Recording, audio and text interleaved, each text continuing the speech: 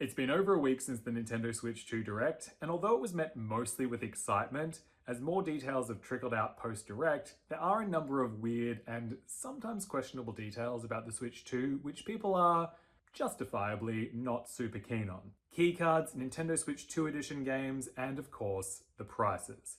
So let's talk about it and take a look at some examples. I'm honestly not that surprised about the price of the actual console. I think they're fitting a lot into that thing. I am very surprised at the price of the games. I live in Australia, so I'll be talking about Australian prices, and actually with currency conversion at the moment, it's slightly cheaper in Australia than in America, so I thought it was bad enough here. Now, a lot of people are saying that 110 to 120 Australian dollars is the standard price for new release games these days.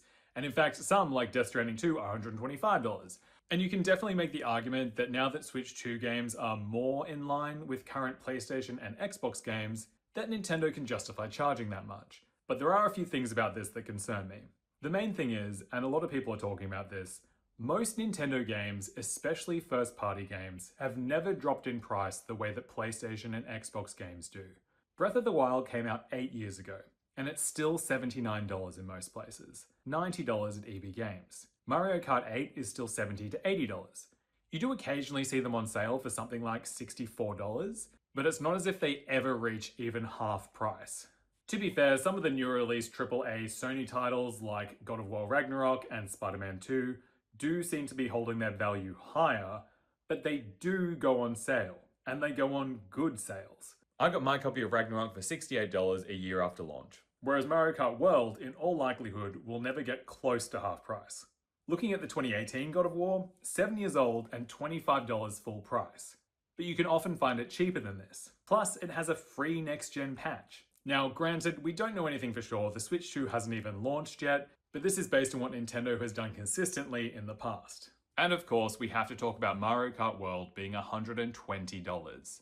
We might find out more during the Mario Kart World Direct as to exactly why it's that expensive. People think that it could include all future updates with extra tracks and characters added down the road, which would justify the extra cost somewhat. But even if this does turn out to be true, revealing the price at $120 and then leaving people to be confused and honestly angry about it for a couple of weeks doesn't seem like a great idea. But also, maybe some people just want to play the base Mario game and don't care about the extra content.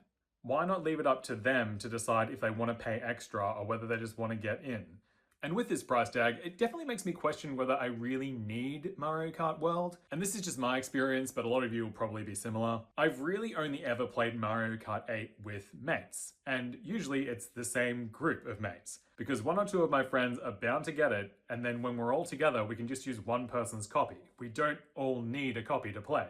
My feeling is the game is expensive enough that people will actually stop and think, do I really need this? And it's not like it's just this one-off game. Knowing that games are going to be $110 to $120 consistently, 70 to 80 US dollars, right now a lot of people will be thinking, do I want to commit to a new console where I know that I will constantly be paying these prices for new games? Moving on to game keycards. I'm not sure why this is necessary. Is it to save money because the actual cartridges are expensive? Looking at the Bravely Default HD Remaster, for example. The original game on 3DS was fantastic, by the way, would highly recommend. It's significantly cheaper than most other Switch 2 games, but it is a game keycard. I understand having to download some percentage of the game if it's too big to fit on the cartridge, but when you look at the information on the Bravely Default case, it says 11GB full game download via the internet is required. It's the same thing with Street Fighter 6, except it's 50GB. If this makes games more affordable, then I can get on board, but I'd rather just have a game on a cartridge ready to go when you plug it in. The other thing about not actually having the game on the physical cartridge is that looking far into the future, what will happen when Nintendo closes their servers? You'll essentially have this game keycard, but you won't be able to download the game off it, so it's just a blank card. And of course, Welcome to it being 10 US dollars, so assuming around 17 Australian dollars is an absolute rort, but I think everyone's in agreement with that. Next up, Nintendo Switch 2 editions. I think a lot of people are saying the same thing here, but charging $110 for an enhanced port of Breath of the Wild seems a bit rich when, again, it's already an 8-year-old game. Now, don't get me wrong, it is a fantastic game, and I don't doubt that it will be incredible to play it with faster load times and improved graphics. But it's still an 8-year-old game. In comparison, if you look at The Witcher 3, an incredibly popular game, It's won over 1,000 awards, and it was about 8 years old when the complete edition for next gen was released. And that was never $110. I believe it launched at something like $70. And on top of the graphics upgrades, the faster load times, the DualSense support, it also came with all of its previously released DLC, plus extra DLC. And that's probably because they realized it's an 8-year-old game. It's an incredible game, but it's an updated version of an 8-year-old game. And if you already own The Witcher 3, you could get the next gen update for free. It didn't come with the DLC, but it was free. I had hoped that the Switch 2 edition of Breath of the Wild would come with all of its DLC, but it has been revealed that it will not. Again, if you're going to charge $110 for an 8-year-old game, you could at least throw in the DLC. It's fairly standard these days that when a company releases a next-gen edition, they make it a definitive edition and include everything. Maybe I wouldn't expect this if the game was 3 years old, but considering it came out in 2017, just throw us a bone and give us the DLC. On top of this, for a while, it looked like the physical Switch 2 edition games were just going to have the Switch 1 cartridge in them and a download code for the upgrade. But Press Start has reported that physical versions of Nintendo Switch 2 edition games will include the original Nintendo Switch game and its upgrade pack all on the same game card. Alternatively, some publishers may release Nintendo Switch edition games as download codes in physical packaging with no game card. Which is still kind of weird wording, so will we put the cartridge in and then have the option of installing the pack onto the base game? Why not just have it already installed as an updated version? Is it just so we have the option of playing the old version?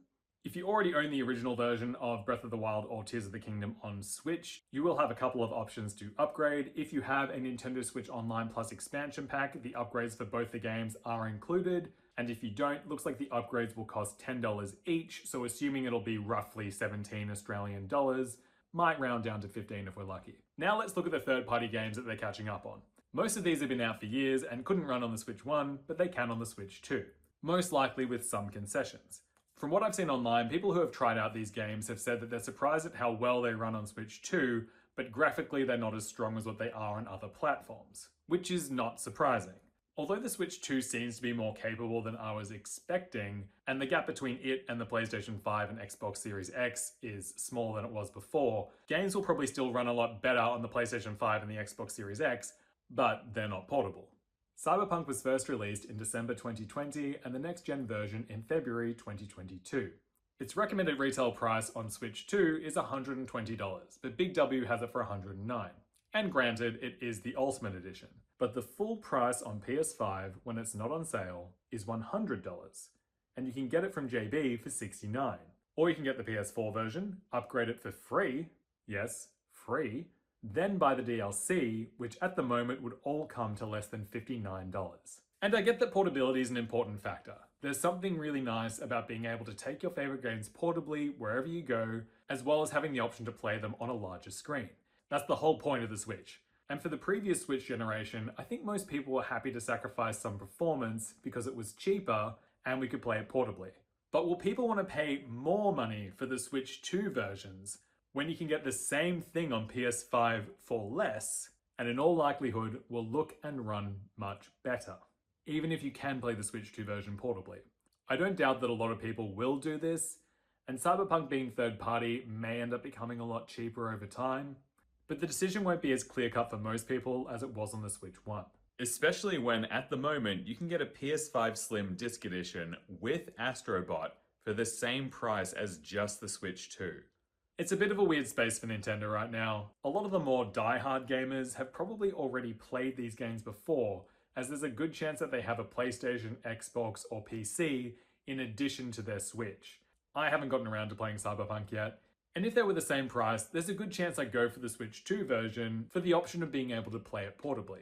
But if I can get it for $59 instead of $109, I'm going to save money and go with the PlayStation 5 version. The upgrade cycle for the Switch also isn't the same as the PlayStation and Xbox. In 3 years, Sony could launch the PlayStation 6, and then will the Switch 2 be struggling to keep up with new release games again? On this note, up until now, Nintendo has occupied a bit of a different niche to PlayStation and Xbox. Loads of people like myself have both a Nintendo Switch and a PlayStation 5, or Xbox. And for people who only have a Switch, a lot of them are more casual players. People with young families, people who primarily use their Switch to play party games with friends, and even those people who hadn't gamed in years but picked up a Switch in 2020 when they found they had more time in their hands. And for a lot of this group of Switch users, it just won't be feasible for them to drop $700 on a new console and $100+ per new game. So I think there's a good chance that a lot of these people will just stick to games and consoles they already have. I know people in this category who are holding out for the Switch 2, but seeing the price of games, they've just said, there's just no way I can get this at any point in the near future, let alone launch. And with the current state of the world, tariffs, inflation, cost of living, etc., people just want that easy, fun escape from reality. And that's exactly the messaging you got from the first Switch. I feel like this Tears of the Kingdom ad encapsulates it perfectly. To me, that's the vibe. Whether you're diving into Hyrule solo or playing Mario Party with friends, it's that easy escape. The Switch, with its more accessible price, allowed that for a lot of people. Over the last 8 years, they've established themselves with their players as being a more affordable option while still providing a quality experience. And I think a lot of the fan loyalty comes from providing that option. Nintendo Switch. Play. Connect. But that's changed now. The current messaging coming out of Nintendo just doesn't reflect that. The price of games wasn't the best start, but then when you couple it with the fact that they're charging for Welcome Tour, and the Switch 2 edition of Breath of the Wild doesn't come with its DLC, the message that's coming out of Nintendo now is completely different. A lot of people are probably looking at this like, every time I want to play a new game, I'm gonna have to pay $100+ for it? Most people can't just throw that money at Nintendo on a whim. And of course it's all capitalism and businesses are out to make money and Nintendo has the right to charge whatever they want for their games. I just hope that the quality can hold up to the price tag, because that's how they're justifying it. Again, I'm not mad about the price of the console. I wasn't expecting it to go up quite that much, but I do think it's somewhat justifiable. Although I do wonder if they couldn't have managed to squeeze in a crappy little camera on the actual tablet of the Nintendo Switch 2. Let's be honest, the camera quality during the Direct was pretty average anyway, and the whole point of the Switch, again, is that you can play it docked or portably. So why not have a camera on the actual Switch? The DSi, 3DS, and PS Vita all had cameras. Multiple cameras, in fact. And I know they're cramming a lot into the Switch 2, but it could just be a little crappy camera. It does not need to be high-tech. But I guess Nintendo or a third party could develop a plug-in camera for the top to use portably in the future. Those are my thoughts. Let me know what you think. Did I overlook something? Did I forget to point something out? Is there new information that's come to light since I made this video? Are these prices reasonable, or is Nintendo pushing things a little too far?